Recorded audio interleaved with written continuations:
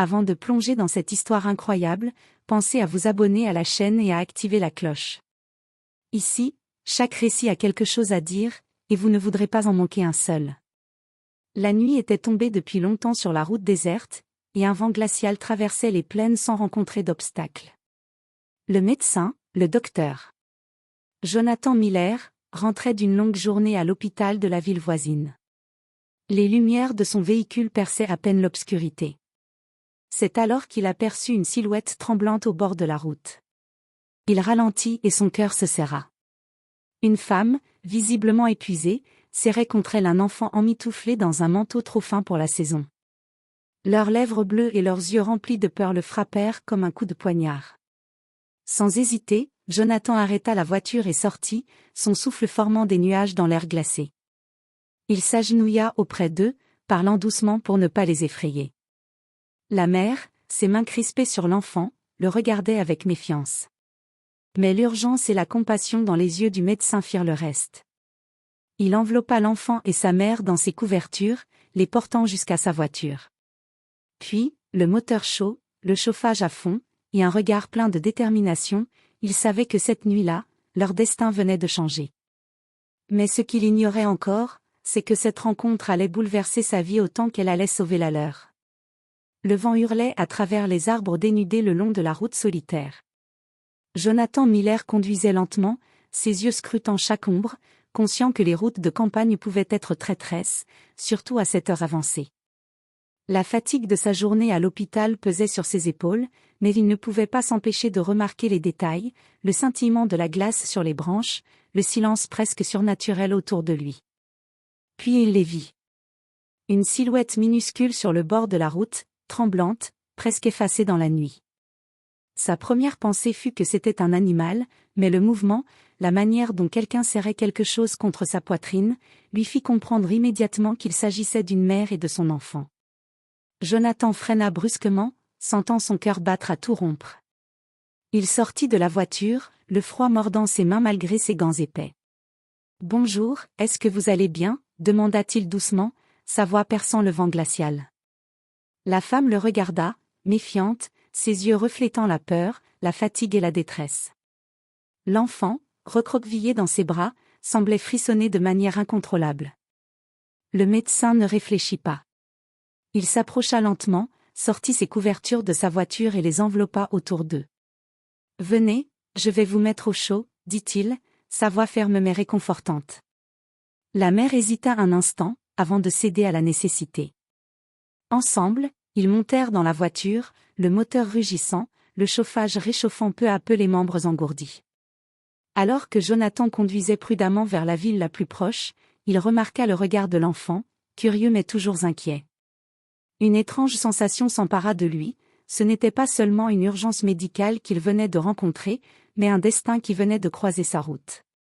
Cette nuit-là, Jonathan ne se doutait pas que ce simple geste de compassion allait déclencher une série d'événements capables de changer sa vie à jamais, et celle de cette mère et de son enfant. Alors que Jonathan roulait prudemment, le silence dans la voiture était seulement brisé par le ronronnement du moteur et le souffle léger de l'enfant. La mère, recroquevillée sur le siège passager, tenait toujours fermement sa fille contre elle, comme si elle pouvait la protéger de tout danger. « Comment vous appelez-vous » demanda Jonathan doucement, cherchant à établir un lien sans briser leur fragile confiance. La femme hésita, puis murmura « Je m'appelle Émilie. » « Et elle, c'est Lily. » L'enfant leva timidement ses yeux clairs vers lui, curieux mais toujours méfiante. Jonathan sentit immédiatement que quelque chose clochait. Émilie semblait terrifiée, non pas par le froid, mais par l'idée d'être retrouvée. Ses mains tremblaient encore, et son regard fuyait le moindre signe de menace. « Qu'est-ce qui vous amène seul sur cette route à cette heure » demanda-t-il, sachant que la réponse pourrait être plus complexe qu'une simple erreur de direction. Émilie baissa les yeux et parla d'une voix étouffée. « Nous avons dû partir. » Il n'y avait pas d'autre choix. Ces mots étaient vagues, mais suffisants pour alerter Jonathan. Il comprit que ce n'était pas une simple escapade nocturne ou une promenade imprudente. Il sentait qu'il fuyait quelque chose, ou quelqu'un.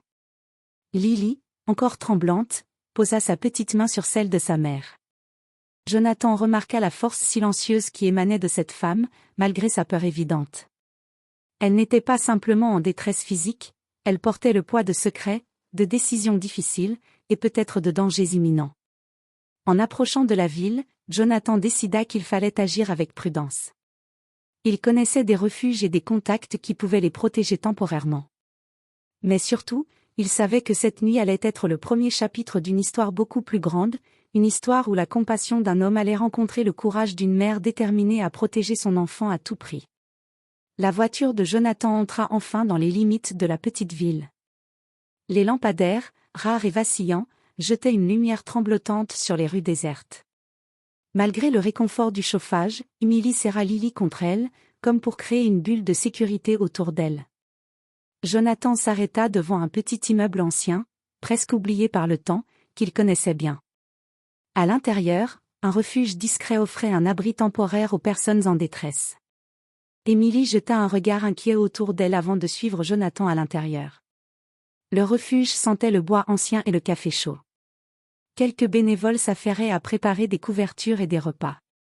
Dès qu'Emily et Lily entrèrent, un silence respectueux se fit sentir. Les regards se posèrent sur elle, compatissants mais curieux.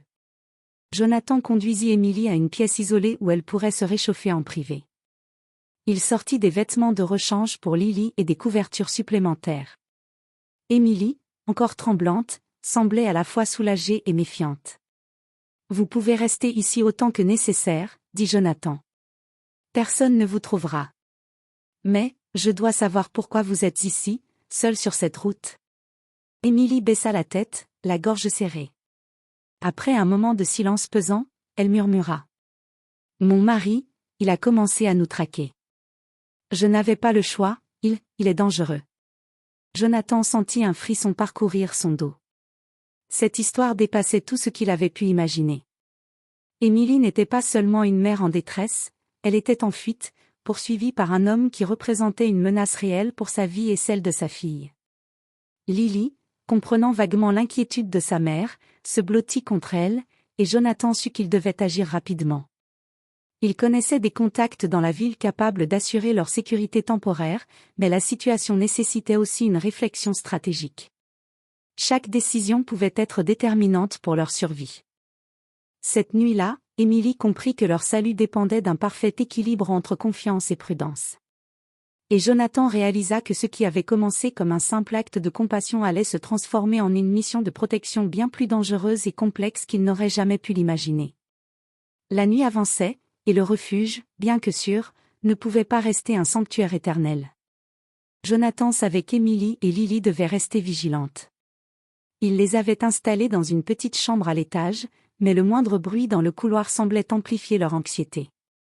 Alors qu'il préparait du café dans la cuisine du refuge, Jonathan sentit un malaise.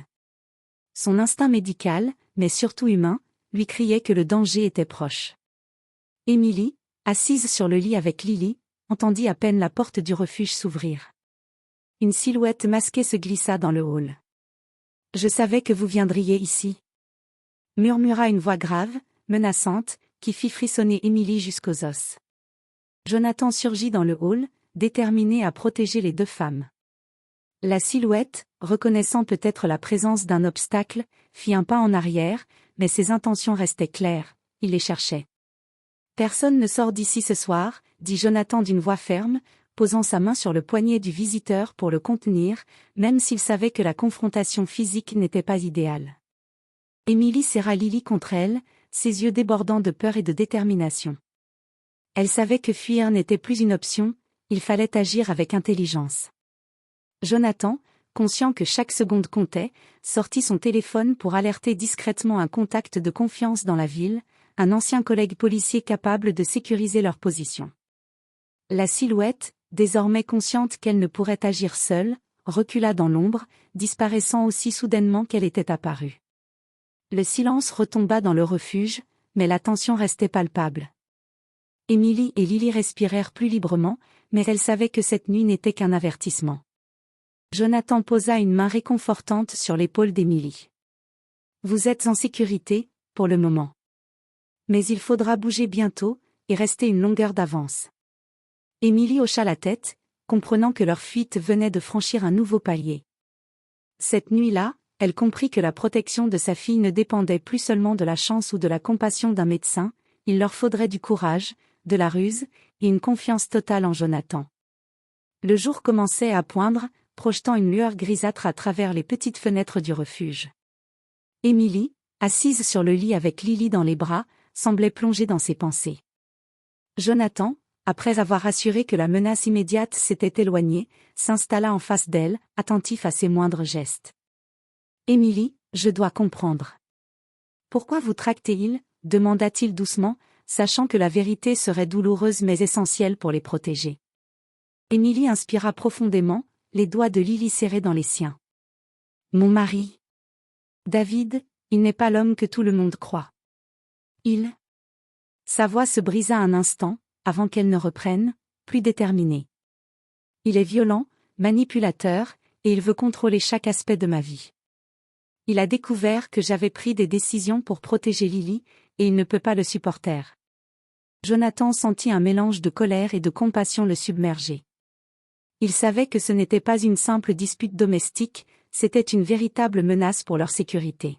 « Pourquoi ne pas appeler la police » demanda-t-il, conscient que parfois, le système pouvait être impuissant face à ce genre de danger personnel.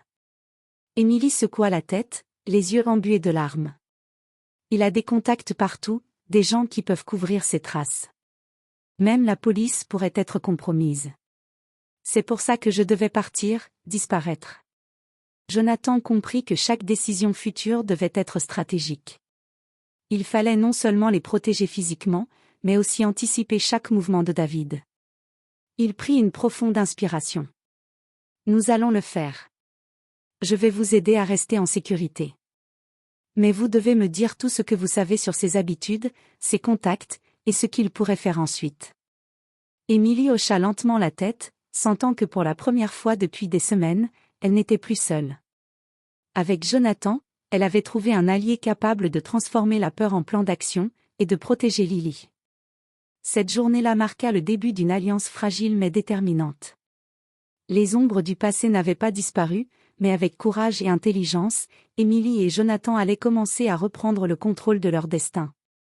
La nuit était tombée de nouveau, mais cette fois-ci dans la ville, les rues étaient étrangement silencieuses. Jonathan savait qu'il fallait agir vite. Émilie, bien qu'épuisée, écoutait attentivement chaque mot du médecin devenu leur protecteur improvisé. « Écoutez-moi, » commença Jonathan, « nous devons établir un plan pour que vous et Lily soyez hors de portée de David. Je connais quelques endroits sûrs, et des contacts de confiance. Nous devons bouger stratégiquement, rester invisibles, et ne jamais sous-estimer sa détermination. » Émilie acquiesça, la peur laissant place à une détermination froide. Pour protéger Lily, elle était prête à tout. Jonathan sortit son téléphone et appela discrètement un ancien collègue policier, Mark Reynolds, qui accepta de sécuriser temporairement leur refuge et de fournir une surveillance discrète.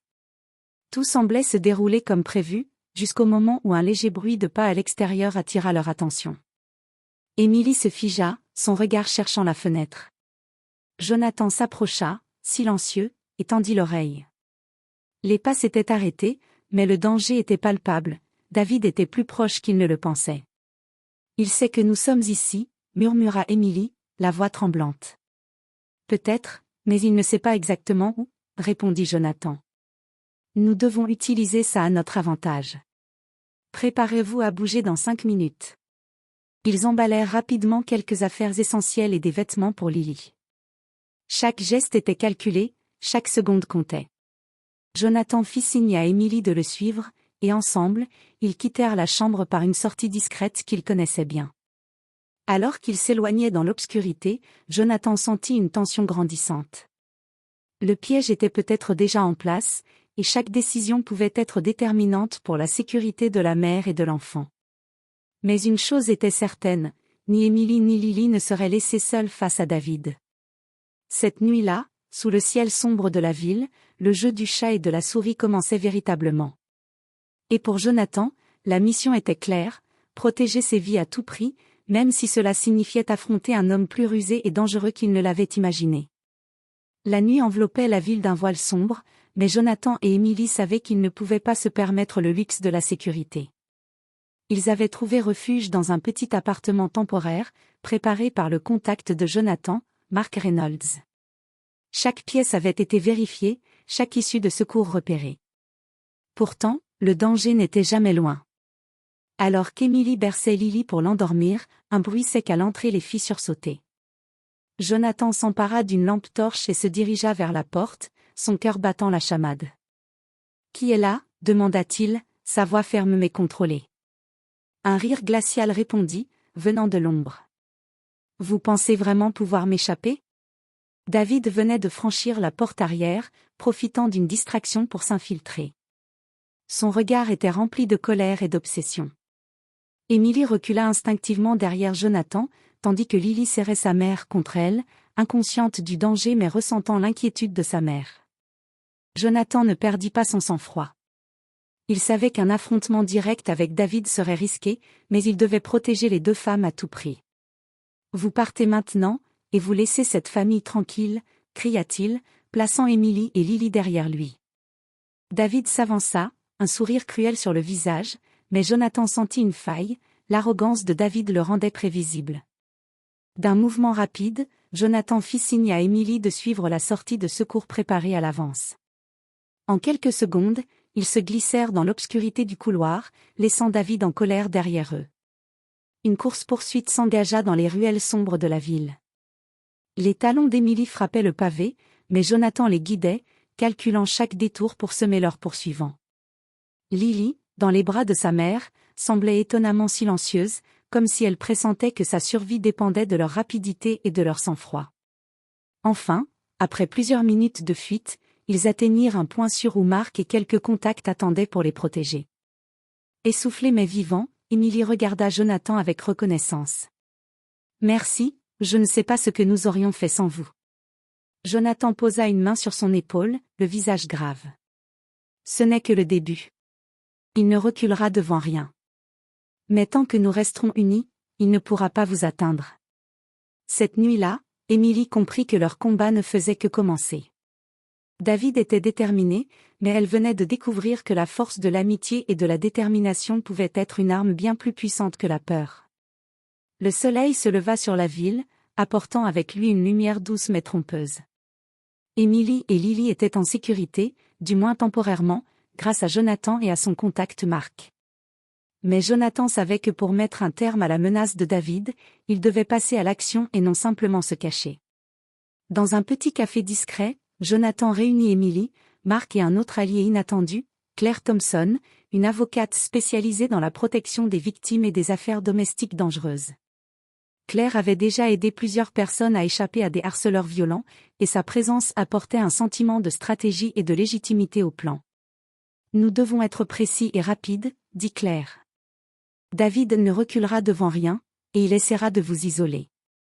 Nous allons utiliser la loi, la technologie et la prudence pour le neutraliser avant qu'il ne cause du mal. » Emily hocha la tête, sentant pour la première fois un réel contrôle sur la situation. Jonathan exposa leur stratégie, surveillance discrète, documentation de chaque menace, et préparation d'une intervention légale immédiate si David tentait un nouveau contact. « Et si nous devons le confronter directement ?» demanda Emily, la voix tremblante mais déterminée. Jonathan échangea un regard avec Claire et Mark. « Alors nous serons prêts. Mais notre priorité reste votre sécurité et celle de Lily.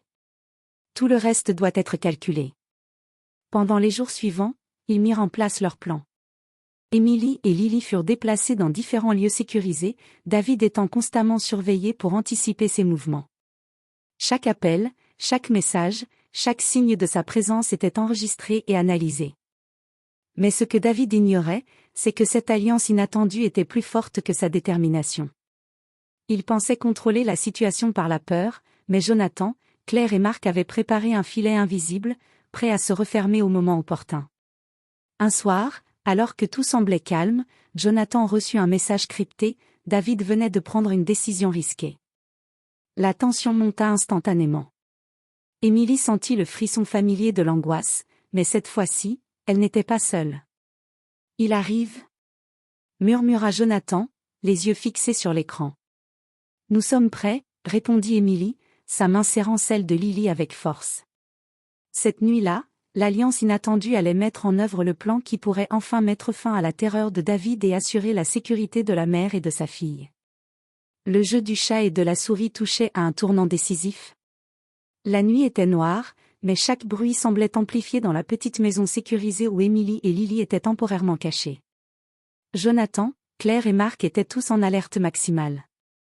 Le message reçu plus tôt ne laissait aucun doute, David était sur le point d'agir. Soudain, un bruit métallique retentit à l'extérieur. Jonathan s'approcha silencieusement de la fenêtre et aperçut une silhouette familière, David. Son visage exprimait la colère et l'obsession. Il avait tenté de forcer l'entrée. Il ne reculera devant rien, murmura Émilie, sa voix tremblante, mais déterminée à protéger sa fille. Jonathan fit signe à Marc et Claire, et tous se préparèrent. La stratégie qu'ils avaient minutieusement mise en place allait enfin être testée. Jonathan alluma une caméra de surveillance extérieure, tandis que Claire préparait les documents légaux et les appels d'urgence prêts à être envoyés. David força la porte, mais avant qu'il ne pénètre dans la maison, une lumière aveuglante et le bruit strident d'une alarme dissuasive le stoppèrent net. Jonathan avait anticipé ce mouvement et activé le système de sécurité, ainsi que le renfort discret de la police locale prévenu par Claire. Pris de panique, David recula, réalisant qu'il n'avait plus aucun contrôle. Les sirènes se rapprochaient, et bientôt des voix fermes de policiers envahirent le jardin. David, déstabilisé, comprit que sa traque s'achevait. Émilie, tenant Lily contre elle, sentit une vague de soulagement. Pour la première fois depuis des semaines, elle put respirer. Jonathan posa une main protectrice sur son épaule. C'est fini. Vous êtes enfin en sécurité. David fut appréhendé sans violence, et son influence malveillante neutralisée grâce à la coordination entre Jonathan, Claire, Marc et les forces de l'ordre. Émilie et Lily purent enfin retrouver un semblant de normalité, libérées de la peur qui les avait accompagnées si longtemps. Cette nuit-là, Émilie comprit que le courage et l'alliance pouvaient triompher de la peur et de l'obsession. Jonathan, quant à lui, réalisa que parfois, un simple acte de compassion pouvait déclencher une chaîne d'événements capables de sauver des vies et de rétablir la justice. Les premiers rayons du soleil filtraient à travers les rideaux, illuminant la chambre où Émilie et Lily dormaient paisiblement. Pour la première fois depuis des semaines, le silence n'était plus chargé de peur ou de tension. Jonathan, assis à quelques pas, les observait, un sourire discret sur les lèvres.